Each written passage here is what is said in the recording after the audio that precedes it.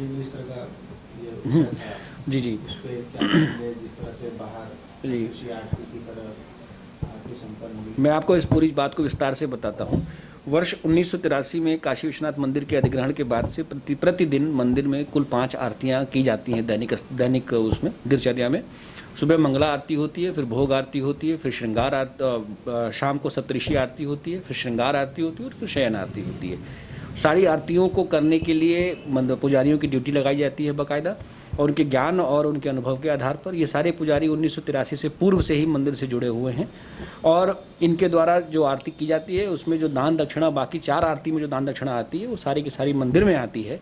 पाँचवीं आरती जिसके लिए सारा विवाद हुआ, सप्तऋषि आरती, ये 1983 में तत्कालीन मुख्य कार्यपालक अधिकारी द्वारा ये बबलू भानु महाराज, गुड्डू महाराज आदि जो लोग हैं, इनको ये अलाउ कर दिया गया कि आप लोग सप्तऋषि आरती कर लें और इसके जो दान दक्षिणा होती है वो आप लोग रखते हैं। ये अपने भक्तों के माध्यम से मंदिर के अंदर आकर गर्भगृह के अंदर बैठकर ये बाबा की आरती, सप्तऋषि आरती करते थे। और इसके साथ जुड़े हुए जो श्रद्धालु थे उनके सारा जो दान दक्षिणा वगैरह सब कुछ मिलता था वो सब कुछ सब इनके पास जाता था। इसी स्थिति में ये चीज़ें चली आ रही थी। और 2018-19 में जब हम लोगों ने ये काशी विश्वनाथ धाम का कार्य शुरू किया तो हमने भवनों की खरीद शुरू करी। इसी क्रम में जून 2019 में इनके 3 भवन इस परिवार के लिए गए, जिसमें लगभग 6 करोड़ 20 लाख रुपए की लागत इनको दी गई। और इसके बाद नवंबर के माह में इनको लगभग 65 लाख रुपए पुनर्वास राशि भी दी गई। और उनके भवनों को खाली करने के लिए इनसे बार बार अनुरोध किया जाता रहा। बाकी भवन खाली हो गए थे। एक ये भवन जिसके बारे में ये सारा विवाद इन्होंने उत्पन्न किया, कैलाश महादेव मंदिर के बारे में, ये इसके पीछे एक छोटा कमरा इन्होंने बना रखा था जिसको ये खाली नहीं करना चाहते थे।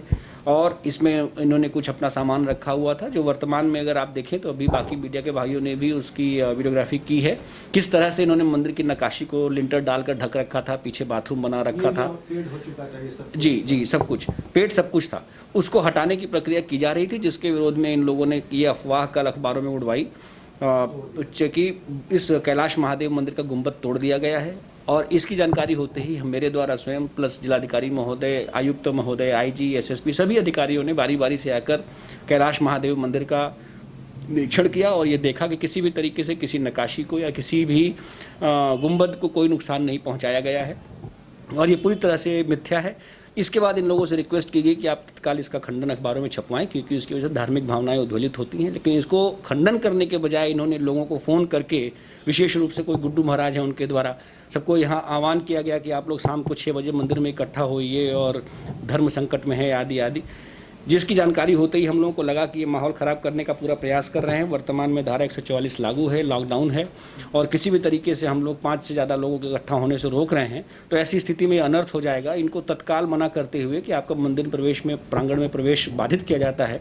और हम लोगों ने अपने जो अर्चक हैं उनके माध्यम से आरती का पूरा पूजा का इंतज़ाम किया और भली प्रकार से सप्तऋषि आरती कल कराई गई सायं। और उस आरती का पूजा का पूरा जो वीडियो फुटेज है और जो उसका हमारा फोटोग्राफ्स हैं ये भी मीडिया में रिलीज़ की गई, ताकि लोगों को ये जो भ्रम फैलाया गया कि आरती हुई ही नहीं, ये भी तोड़ा जा सके।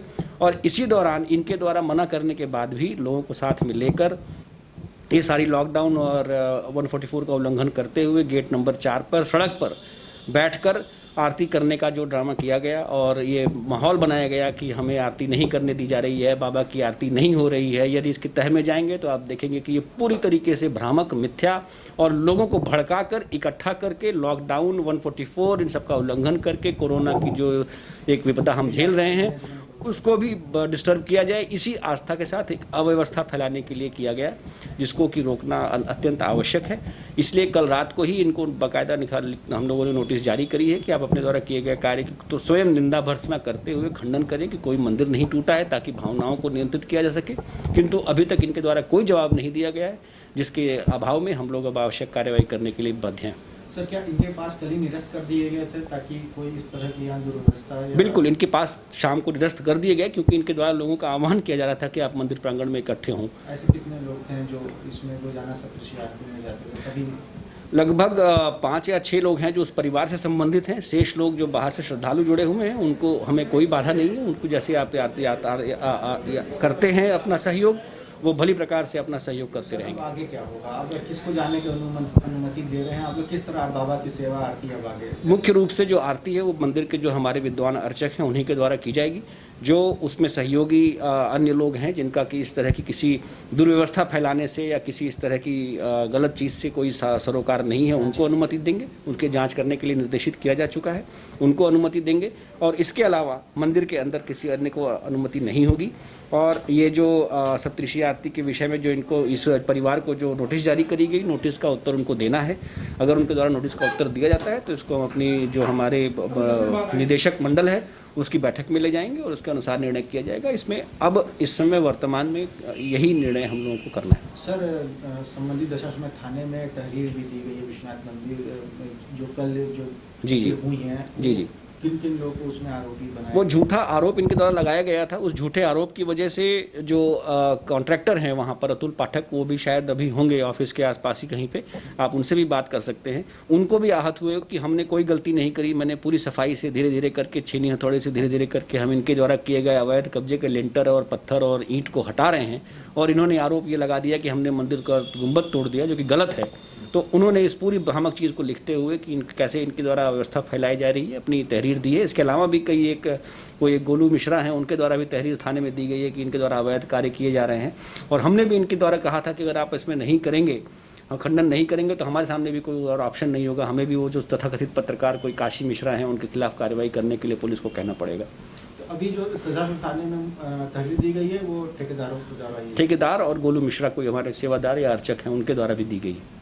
उसमें कौन कौन किन किन लोगों के खिलाफ हुआ? अब तहरीर में तो शायद भानु महाराज, गुड्डू महाराज, इस तरह के जो लोग हैं, जिन लोगों ने ये सारी महंत परिवार के ही लोग हैं जिन्होंने जो ये पूरा षड्यंत्र फैलाया और मिथ्या खबर फैलाई और एक अव्यवस्था फैलाने की कोशिश करी, उन्हीं का नाम लिखा गया है। आगे आप अगर कोई जवाब संतुष्टप्रद नहीं होता तो आप भी कार्रवाई करेंगे? संतोषप्रद दबाव नहीं होगा तो बिल्कुल कार्रवाई करेंगे। हमारे सामने कोई और ऑप्शन नहीं है और उनके द्वारा अभी तक हमारे सामने कोई भी नोटिस का उत्तर नहीं मिला है। नोटिस का उत्तर मिलने के बाद निदेशक मंडल में रखा जाएगा, जैसा निर्णय होगा यथानुसार कार्रवाई की जाएगी। तब तक आरती हमारे जो अर्चक हैं उन्हीं के द्वारा की जाएगी।